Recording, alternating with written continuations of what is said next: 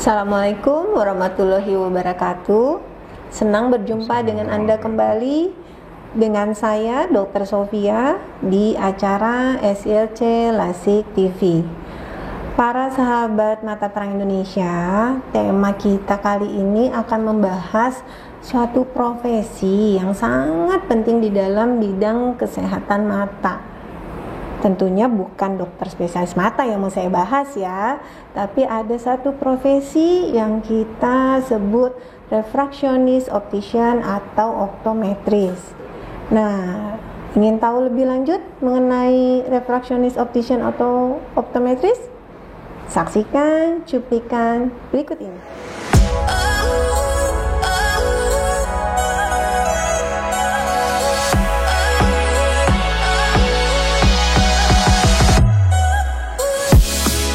Refraksionis optician atau optometris merupakan seseorang yang telah lulus pendidikan refraksi optisi atau optometri sesuai dengan ketentuan perundang-undangan sebagai salah satu profesi di tenaga kesehatan.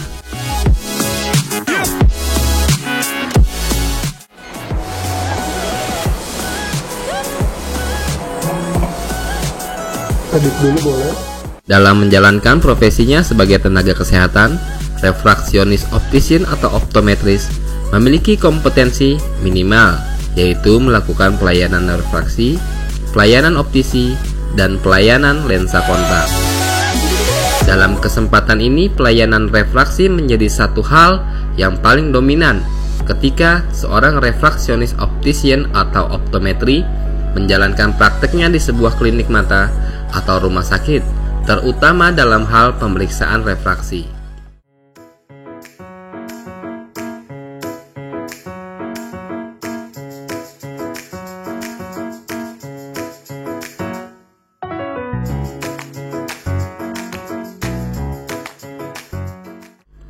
Pemeriksaan refraksi merupakan suatu rangkaian pemeriksaan dengan menggunakan berbagai jenis peralatan refraksi yang bertujuan untuk mengukur dan menetapkan ukuran lensa yang diperlukan sehingga mencapai tajam penglihatan terbaik, baik penglihatan jarak jauh maupun jarak dekat. Terdapat dua jenis pemeriksaan refraksi, yaitu pemeriksaan secara objektif dan pemeriksaan secara subjektif.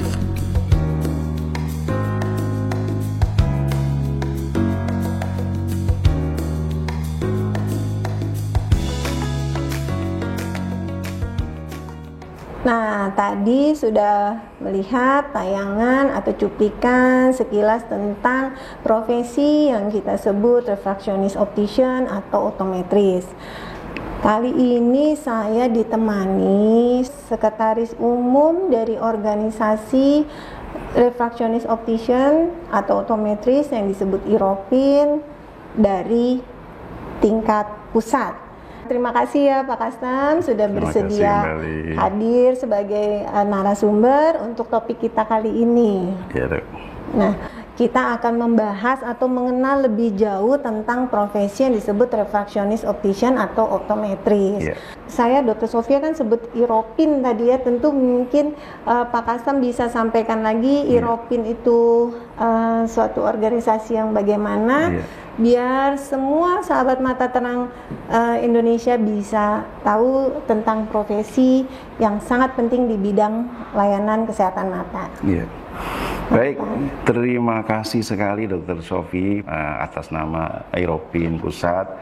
Kami mengucapkan terima kasih sekali yang tak terhingga ya, ada kesempatan kali ini yang sangat berharga sekali, di mana ada program SILC LASIK TV ya, ini dari SILC LASIK Center untuk memberi edukasi ke masyarakat luas mengenai hal kesehatan terutama mata.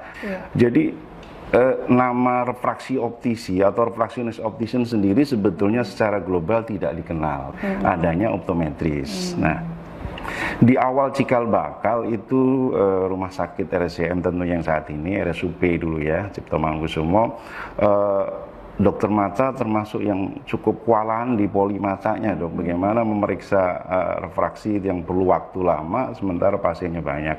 Sehingga dipanggillah sekitar 18 orang itu untuk dididik, akhirnya berkembang jadi sekitar 28. Nah, dari situ membentuklah kumpulan profesinya, ya, profesi yang belum diakui negara sebetulnya waktu itu, memberikan nama Iropin, O-nya 2. Nah, ada ortoptiknya. Beriring waktu sampai tahun 1988 itu berubah menjadi Iropin, O-nya 1, karena memang ortoptik sendiri kurang berkembang, ya. Nah, akhirnya sampai sejarah terakhir itu baru tahun 2021 kita kembali secara diakui internasional optometris menjadi Ikatan Profesi Optometris Indonesia. Itu organisasinya, Dok. Secara undang-undang, ya, sebagai hukum negara, Undang-Undang Nomor 36 tahun 2014, tenaga kesehatan salah satunya adalah refractionist optician atau optometris. Itu masuk ke teknisian medis. Berarti mulai per tahun ini, ya, berarti ya 2021 ini, ya, mulai disebut, ya, sebagai optometris, ya, biar secara global, ya. Nah, tentu nanti perlu regulasi lain untuk memberikan kesamaan baik itu ilmunya, kewenangannya, kompetensinya dan seterusnya. Perlu waktu, ya. Ya, tapi rencananya adalah untuk seluruh Indonesia, ya, berarti seluruh wilayah, ya. Berarti tingkat pusat akan berusaha untuk membuat suatu aturan di mana semua optometris di wilayah negara kita ini, di Indonesia, nanti semua sama kompetensinya. Iya, betul, akan itu sama. Tentu perlu waktu, ya, sebagaimana dulu juga awalnya penataran, kemudian ada D1, D2, D3. Nah, ini di profesi lain juga mulai bahwa D3 ini kan harus selalu ditingkatkan kemampuannya, akan menjadi D4 dan seterusnya. Oh, gitu. Ya. Peraturan Menteri Kesehatan nomor 19, ya, tahun 2013, kompetensi atau pekerjaan seorang refractionist optician atau optometris saat ini yang pertama adalah di bidang kompetensinya refraksi, kemudian optisi, nah, satu lagi lensa kontak. Kompetensi di refraksi itu meliputi pemeriksaan mata dasar, jadi kemudian pemeriksaan refraksi, baik objektif, subjektif, monokuler sampai binokuler, sampai dengan menetapkan hasil koreksi.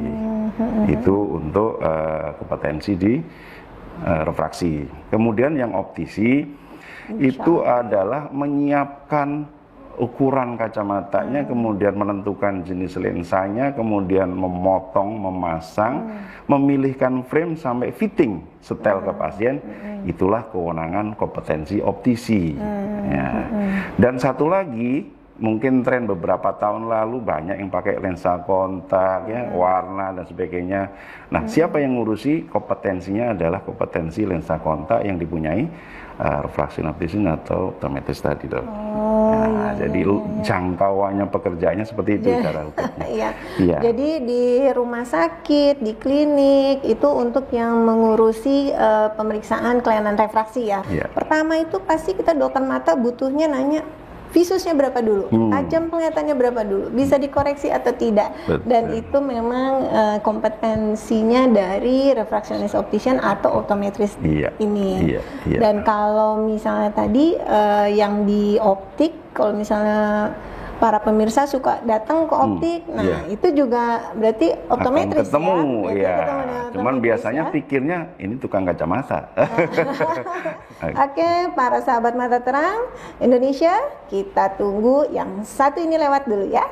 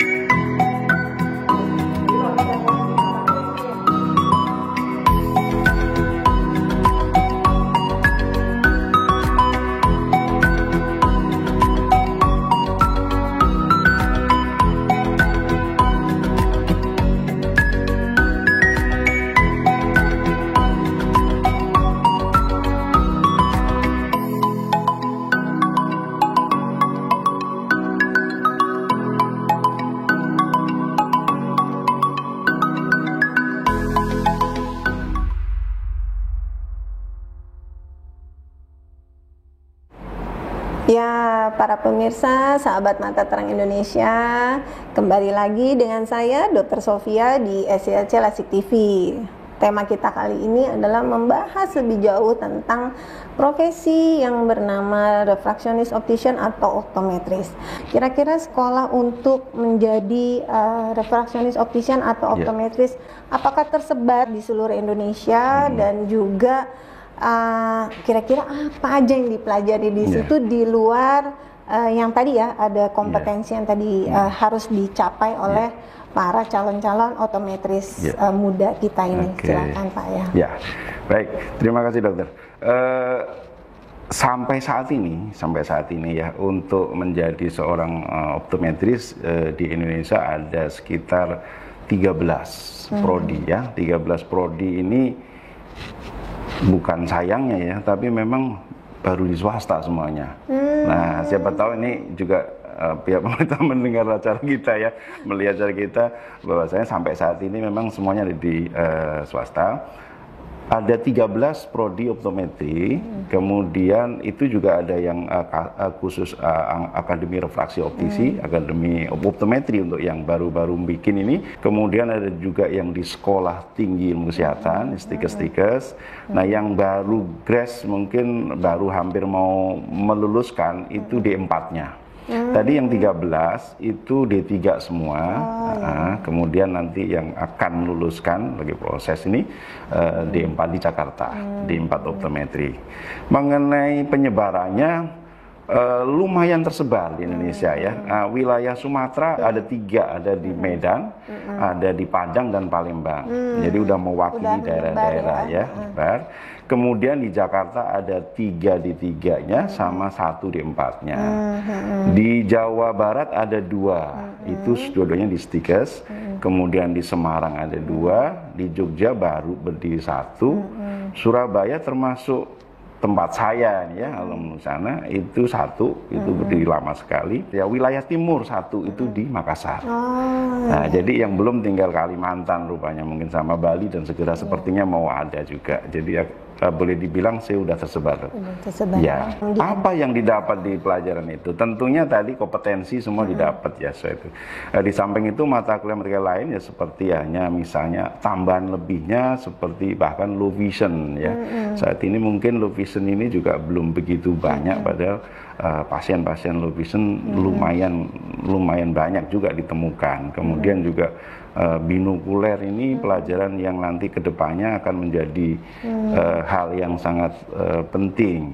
Bahkan juga ada farmakologinya juga dapat dan seterusnya dong. Yang pasti akan dipahami lebih mendalam adalah refraksi, ya, refraksi optisi lensa kontak sebagai kompetensi utama. Berarti benar-benar komplit lah ya. Jadi anatomi fisiologi dapat, terus yang tadi untuk pemeriksaan kelainan refraksinya juga dapat, dan juga mungkin tadi ya ada lensa-lensa juga dipelajari di situ ya. Sebagai jalan keluarnya setelah ditemukan hasil refraksinya mau diapakan ini kan gitu ya. Tentu lensa-lensa sebagai alat rehabilitasi di kacamatanya, bahkan pengetahuan dasar kacamata seperti apa itu detail tuh, sampai mau skrupnya, mau hingsnya, mau tekuan, mau posisi setelannya, semua harus tahu, harus paham bagaimana kacamata bisa nyaman dipakai dengan ukuran yang sesuai, sehingga akhirnya rehabilitasi penglihatan pasien bisa terpenuhi. Sudah dikatakan 13 ini swasta semua. Betul. Apakah ada kayak lewatin ujian negaranya baru diakui? Karena begitu lulus kan bekerjanya bisa di mana-mana kan ya. Bisa rumah sakit pemerintah, rumah sakit swasta, bisa di klinik swasta gitu.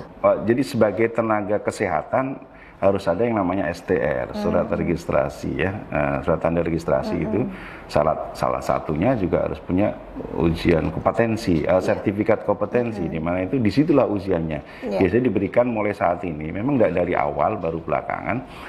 Setiap lulusan exit exam harus melalui uji kompetensi. Uji kompetensi. Dengan dokter spesialis mata ini merupakan ada satu tim ya, satu tim yang tidak bisa terpisahkan. Artinya tidak bisa masing-masing berdiri sendiri kalau mau melakukan suatu layanan yang paripurna dalam bidang kesehatan mata tentunya. Karena kita akan mendiagnosa bukan hanya dari cara kita menanyakan keluhan pasien, tapi dari pemeriksaan yang tadi disampaikan adalah pemeriksaan yang sangat penting di bidang kesehatan mata, yaitu pemeriksaan tajam penglihatan yang sekarang ini memang dilakukan oleh para optometris.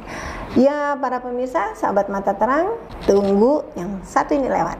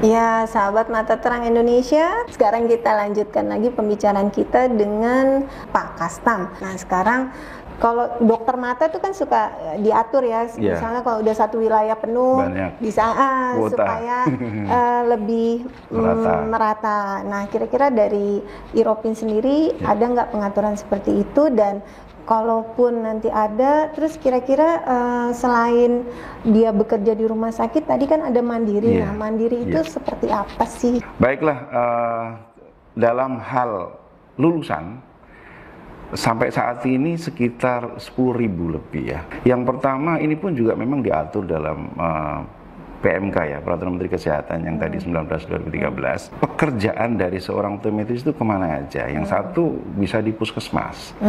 Nah, puskesmas ini bahkan yang detik-detik ini BPJS sudah mau memberikan aturan kelainan refraksi itu diselesaikan di Vaskes 1, itulah di puskesmas. Nah, saya yakin sih ke depannya dokter umum memang punya kompetensi pemeriksaan untuk refraksi, bahkan kalau dilihat sih memang bahkan masih kelainan refraksi ringan. Nah, sementara refraksi optometris ini bisa lebih dari itu. Nah, sehingga lulusan ini akan semakin banyak nanti diserap di puskesmas. Yang kedua di klinik. Nah, seperti klinik mata SCLC LASIK Center, ini juga ada refraksi optometrisnya.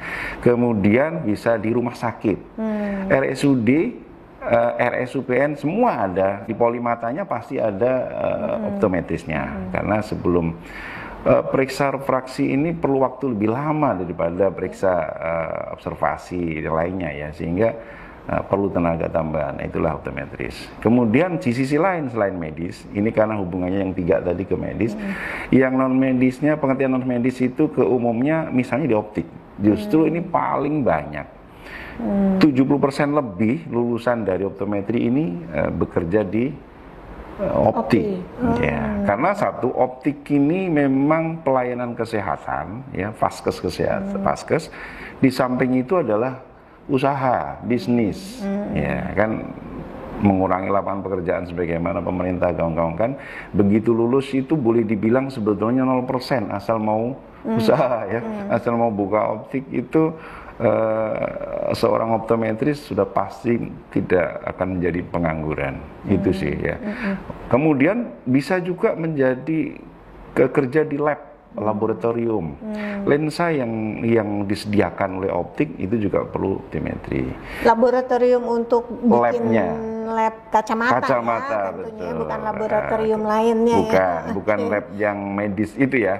Ini laboratorium adalah laboratorium optik. Ya. Kemudian juga bisa di pemerintahan pun bisa, di banyak sekali, bahkan Ya, kadang-kadang entah salah penempatan apa, bahwasanya refraksi optometris ini juga bekerja di pemerintahan ya, dari sisi lain, karena juga dapat ilmu manajemen juga dan seterusnya.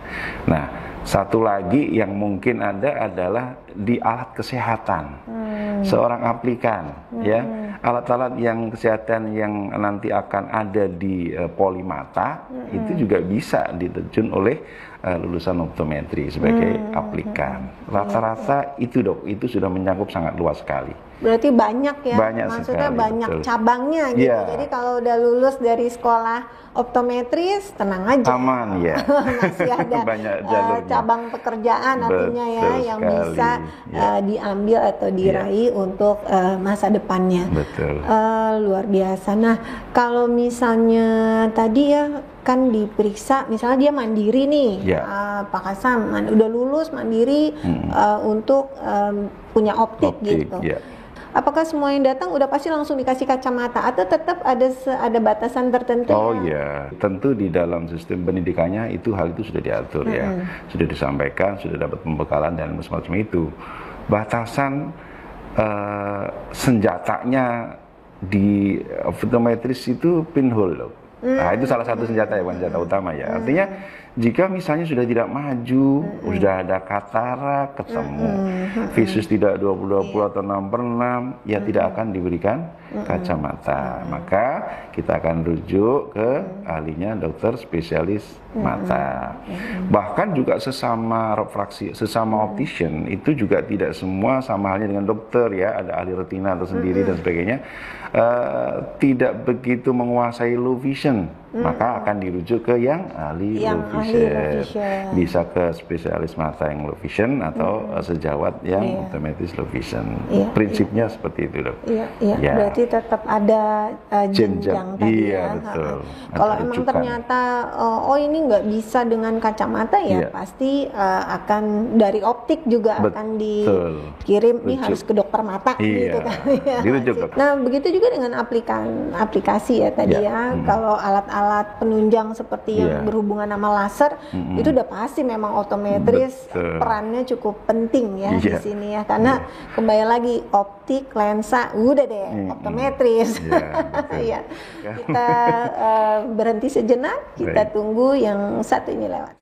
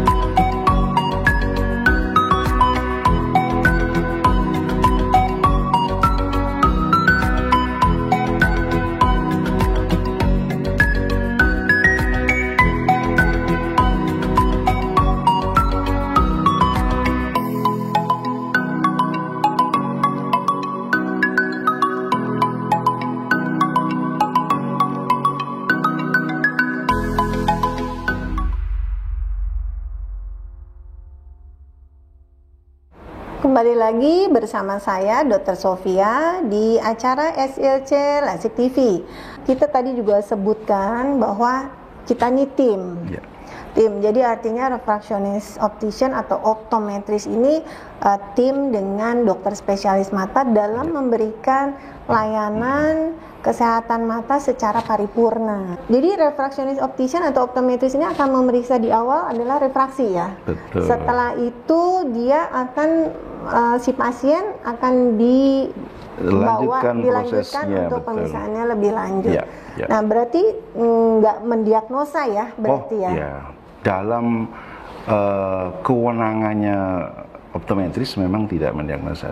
Bahkan sebetulnya memang penulisan resep pun D3 atau optometris itu nggak ada istilah menulis resep ya. Memang resep selalu ada di dokter mata.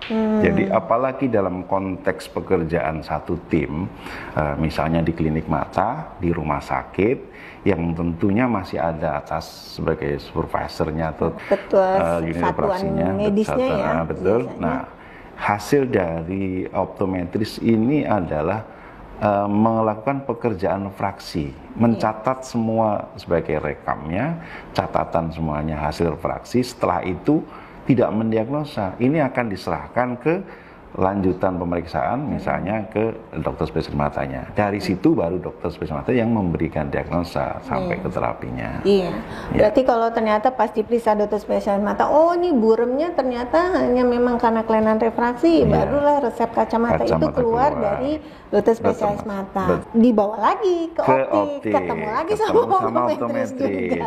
Jadi benar-benar lingkaran yang satu tim. Nah, optometris di optik ini yang bertugas sebagai wewenang optisi menerima dan menerjemahkan resep dokter. Karena resep ini juga tidak sekedar spiris silinder aksis saja. Mungkin ada prismanya, mungkin ada catatan khususnya, misalnya pupil harus center sebelah mana, dan seterusnya. Nah, itu namanya menerjemahkan. Dari situlah sampai diolah menjadi kacamata. Sampailah akhirnya pasiennya datang lagi setelah kacamata jadi ya. Betul. Nah, lingkaran ini tim dalam rangka memberikan pelayanan paripurna kesehatan mata secara benar nasional. sekali. Saya penasaran karena kan kalau di SILC Lasik Center nih kita khusus untuk lasik ya. Itu tadi aplikasi mesin lasik itu kan rata-rata memang dari optometris ya. Apakah itu ada nggak dari awal sebenarnya? Ya. Baik, dari hasil kompetensi pendidikan, hal semacam itu tentu tidak ada. Pengertian tidak ada itu levelnya tidak mandiri ya. Bahkan mungkin dalam supervisi pun tidak. Tapi memungkinkan teknologi berkembang, di pendidikan belum ada pelatihan. Nah, pelatihan siapa yang ngadakan? Bisa distributornya, kemudian di tempat pekerjaannya, setelah dievaluasi dan mampu laksana, sertifikat keluar, maka pekerjaan itu bisa dilimpahkan dengan supervisi, didelegasikan dengan supervisi tentunya. Jadi kalau ditanya optometris A dan B pekerjaan tempatnya beda, maka loh ini bisa ini kok ini nggak bisa ini, beda. Tadi plus nilainya adalah dari pelatihan tadi. Optometris yang di klinik mata khusus LASIK bahkan kayak SILC Lasik Center, ya tentu akan mengerjakan pekerjaan alat penunjang yang semua ada untuk kebutuhan operasi LASIK sampai di rumah operasi. Edit value-nya ya sebagai optometris yang kerja di klinik. Ya, alhamdulillah. Semoga menambah wawasan dan pengetahuan dari para sahabat Mata Terang Indonesia. Dan kami dari SILC Lasik TV mengucapkan terima kasih kesediaan Pak Kastam selaku Sekretaris Umum Iropin tingkat pusat yang sudah mau memberikan pengetahuan dan wawasan untuk kita semua tentang optometris. Para sahabat Mata Terang Indonesia, ada sedikit tips sehat untuk kesehatan mata kita dari SILC Lasik TV. Jangan membaca sambil tiduran. Dan penerangan juga harus cukup terang. Jadi nggak boleh remang-remang. Dan yang kedua, juga kalau senang menonton TV juga harus memiliki jarak, itu 5 kali panjang diagonal TV. Jadi kalau TV-nya makin besar, ya makin mundur ke belakangnya nontonnya ya. Dan yang terakhir, jangan lupa periksakan mata secara rutin, apalagi untuk usia-usia sekolah yang masih sekolah, karena memang membutuhkan pemeriksaan refraksi supaya tajam penglihatan bisa mendapatkan yang optimal. Sekian para pemirsa, sahabat Mata Terang Indonesia, episode kali ini kita tutup. Dan kita akan berjumpa di episode-episode yang berikutnya. Tetap sehat, tetap semangat.